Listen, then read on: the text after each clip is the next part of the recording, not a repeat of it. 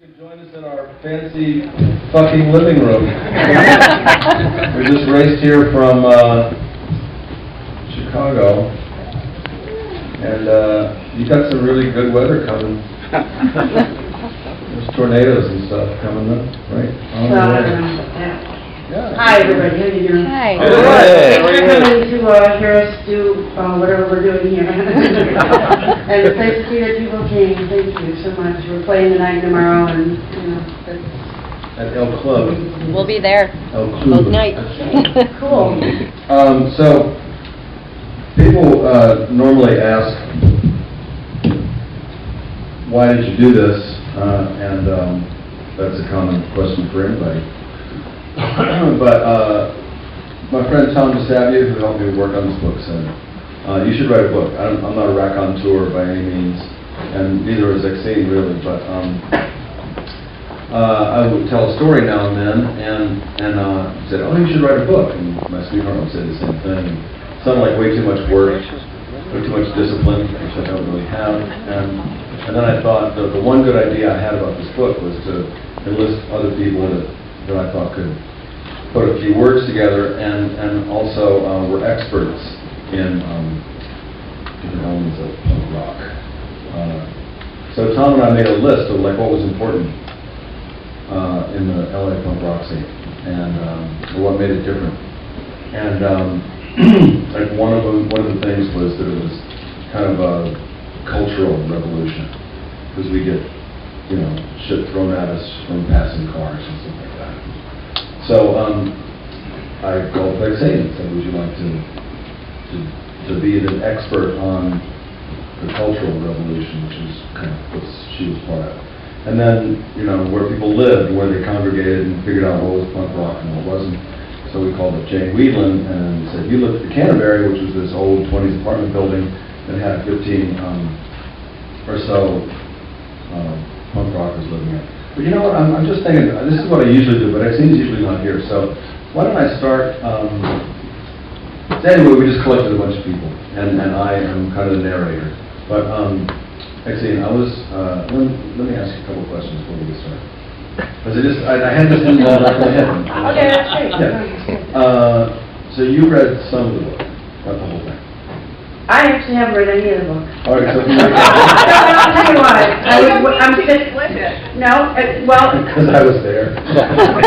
The reason is because I was reading some other books where I'm tour, and I had a stack of books. I'm going to get through the books that I'm supposed to be reading, and then I'll enjoy this book because I'm sure it's a very enjoyable read, much more than Robert Reich's book, Saving Capitalism, that I'm in the middle of right now. Well, my son gave me that. He goes, here, Mom, you need to read this. So I've done it. I'm going to finish it. Okay, so that gets rid of my first question. When I called you up and said, okay, this is what we're going to do. This is your topic. What were the first couple of things that kind of ran through your head? Well, first of all, I thought it was a great idea for a book to have people do their topic. And I also think it was what ran through my head was now we can kind of set the story straight, because my thing was the cultural side of things, the social revolution, the changing of the world, the overthrowing of the corporate, was becoming so big. It was before CDs, it was before MTV, it was before, anything. I mean, we had to just go to a city like Detroit and we would just wait to see what we looked like the first time, And there was no media really except college radio, which saved everything, and those cool local papers. Anyway, so I was shocked to find out everyone had a different version of what happened. And the guys, there were some people that I thought were the best, was, just such powerful statement making. And why did you do this? Well, my friends were getting late and they were in bands, so I figured Punk was easy to play, I'd do that. And I was like, no, you traitor! And so John, so everybody has, all the people in this book are really the right people. There could have been more, I suppose, but there's always projects where people don't want to do it or you can't find them or something, but everybody, was definitely a good person to be in here. Right. Who do you think was missing? I have my own list. The only thing, the people that I would like to see in there are just not with us anymore, like Jeffrey Lee Pierce, Tomato. Tomato, oh, it would have been great to have Tomato in there. There were all the, you know, the characters that were in that scene, like Black Randy, Darby, Tomato, the Screamers, Jeffrey Lee. They were the more extreme personalities in a way, in a lot of ways, that are gone, and everybody look them up if you can. But yeah, I don't know. What do you think happened to the weirdos? As far as what? Why did they just go away? Well, That's the one story that I wish we could have told here. the Weirdos would be interesting. Because there were two bands, the Screamers and the Weirdos, which were more like influenced by art, Dada, and things like that. And the Deadbeats, yeah, all of those things. And they were very popular, and they just kind of had a certain velocity, and then it all just kind of went away, and they never made a record. Do you have a theory? I do have a theory, and it's going to sound a little bit of a conceit, but I'm going to say it anyway. When we first started out, first of all, the three members of X, the musician members, were already super amazing, natural-born great musicians. Billy had been playing since he was 3. He played with Etta James, Gene Vincent. He was just, since he was a little boy, he was just playing like guitar, saxophone, piano. And DJ Olson and John, just great. And so we had that. Not that other people weren't great musicians. There were a lot of really good musicians in that team. It wasn't just people that, you know, didn't know what they were doing, little kids, but, which is necessary too for the whole scene. But we worked every single day. We got up and we rehearsed and we put up posters with wheat paste. And we went to shows and we rehearsed. And we wrote songs and we practiced and we rehearsed. And we went to shows. And that's all we did, And, you know, we had jobs for a little while, and then eventually we got to where we didn't have to work so much. Then we started touring, and we were always going to see bands. And I think a lot of the other bands, I just don't know if they just felt like there wasn't any future in it for them, or they just didn't want to work hard, but I mean, we made our opportunities. You know, it wasn't like people just started calling us to say, oh, you guys are great, why don't you make a record? You know, it was always really difficult, hard work. You wouldn't get paid, and you'd travel, and you'd break down, and it was miserable, staying in miserable places, and maybe people just didn't want to do that. And also, we still get along. I think a lot of those people imploded because they just, you know, they come together, it was almost like a date situation, like they had hot sex, and then they were going, why am I living with you 6 months later, and that was when some of the way the band fell apart, you know? I don't know. A lot of this is covered in the book, but what's your opinion on what made LA different than New York and sense of humor. Sex Pistols, not, you know, of course, they were pretty funny. But I think we didn't take ourselves seriously. There were so many kids, and when I think of New York, I think of, you know, great bands like the Cramps and stuff like that. But, you know, Teenage Jesus and the Jerks and the No Wave thing with Eno producing, and Blondie were fun. They were all fun bands, but it just seemed more adult and more serious. Like they were very grown up about everything, and they were really good musicians and television and John Cale and the whole Andy Warhol thing. And in London, it seemed like they had that. And the other thing that London and New York had that we didn't was engineers. They had Eno. We had some guy who just wanted to work with Van Halen and didn't know what a snare was. And we had Ray Manzarek, but we didn't have engineering, so we're still not happy with the way our record sang. So, but yeah, it was like nobody took, you know, you go to New York and they say, oh, X must just have left lounging around their swimming pools in Beverly Hills to come to London to play. We're like, yeah. So we were up against it in our hometown against the Fleetwood Mac Eagle mentality and the reality of that being there in the record plant and all the big, you know, there wasn't, you know, there was Rhino Records, that was about it, and Danger House and Slash, and so New York and London are still considered the better, kind of darker, more advanced kind of, you know, people always, there were records about punk and not even mention LA. Right. Well, see, the one good idea that I had in making this book is I started thinking about what was it that set it apart, and it was community and collaboration. And it was because nobody felt like they could do it on their own. In New York, I know that like Blondie and the Ramones were pretty good pals, but not really with Talking Heads. So there was community, but it wasn't like they didn't have to collaborate. And once it got into that no wave scene, it was cutthroat kind of competition. And there was some good, like, healthy rivalry between like LA and San Francisco, or us and some other band, or you know, but everybody worked together, and so that was kind of one of the reasons I thought, well, let's take that same idea and move it into doing the book. So, since we have to go to sound check and there is a show tonight, and I'm sure you want to go home and get... Oh, you guys are playing tonight? Yes, we What? Sweet. Bonus. Yes, it is bonus. You have to pay. It's not like this, you have to pay to get in. You have to pay. Sorry. I'm not paying for you this time. I mean, some people gotta But pay. it's a club, so we have to do sound check, so Exene's gonna read some, I'm gonna read some, we're gonna take some questions. And, I didn't ask John any questions. That's okay. I figured you might want to answer those questions that you had. Okay, I'll read just a little bit of my chapter. It's called this is also, you can get this audio version too. A Seamless Race. 1976 was the bicentennial of the United States of America. 200 years of red, white, and blue. Fireworks and celebration. Meanwhile, the carnage of a generation of young people drafted or volunteered into the Vietnam War had just ended. The hippies had won, or so it seemed. But Jim, Jimmy, and Janice were among the dead, victims of nascent rock stardom, drugs, or maybe something much more sinister. FM radio, reeling from the blow of losing the most important voices of that generation, made the conscious choice to hold on tight to the memories and the music. Classic rock was born. And mixed into that were the Eagles, Linda Ronstadt, Fleetwood Mac, Frampton, Steely Dan, David Bowie, and disco. Everything was quieting down. Los Angeles nestled its soft rockers on fluffy pillows of white cocaine, upon which their dreams of fame came true. Walking up the hills of West Hollywood side streets to get to Sunset and Crescent Heights, I would see real limousines, probably headed to the record plant, where reels of tape were spun into multi-million selling LPs.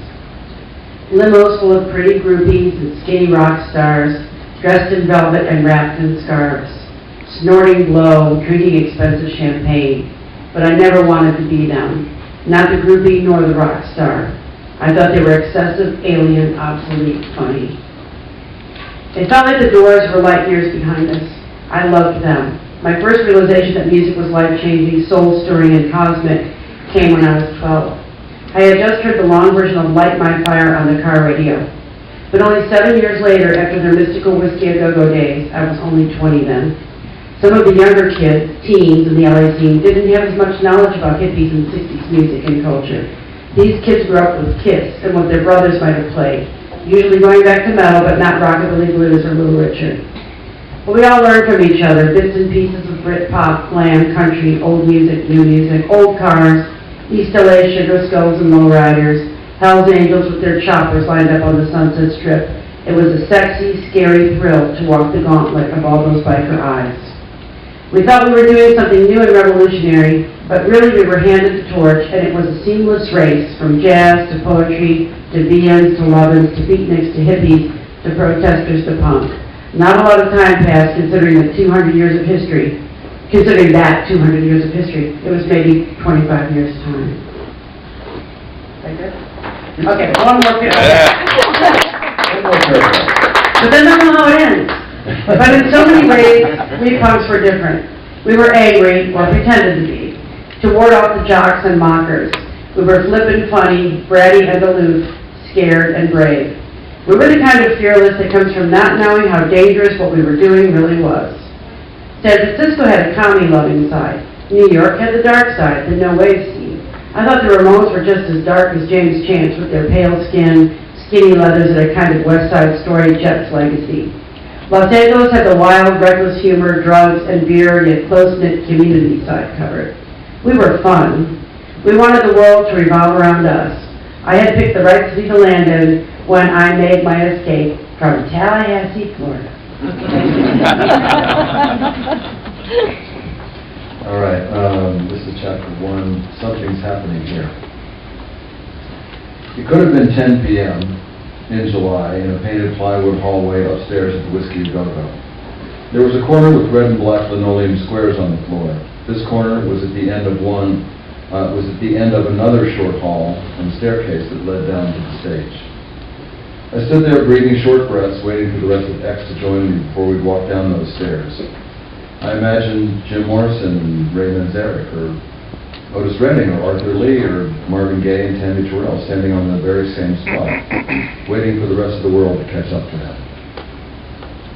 It wasn't the first time I'd been here, and this has become some kind of a ritual.